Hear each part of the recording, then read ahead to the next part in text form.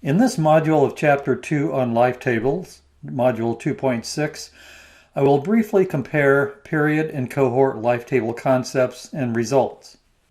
Cohort and period life tables give two different measures of life expectancy. First, period life expectancy assumes mortality probabilities remain constant into the future.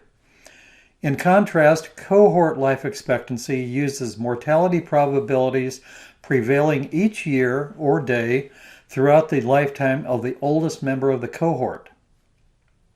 Here I depict a Lexis diagram with period from 1900 through 2040 on the x-axis and age in 10-year increments from 0 to 100 on the y-axis.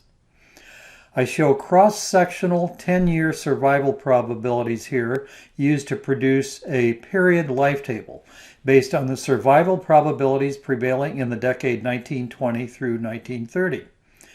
In contrast, here I depict the 10-year survival probabilities of a 1920 birth cohort whose survivorship is tracked until the last member reaches 100 years old in 2020. So returning to the cross-sectional probabilities, we consider survival from 40 to 50 in 1920 that would be used to construct a period life table. This value is 0.9114 for the probability of a woman age 40 surviving to age 50 in 1920. However, when a woman born in 1920 reached age 40 in 1960, she was subject to much higher survival probabilities than existed back when she was born in 1920.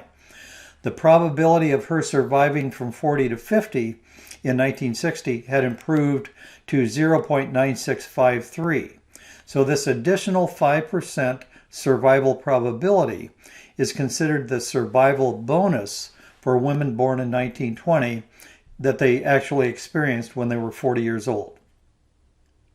So the carry-away messages for the period versus cohort life tables are: 1, the survival bonus, i.e. the gap between period and cohort life tables that a real cohort receives from taking advantage of future improvements in mortality.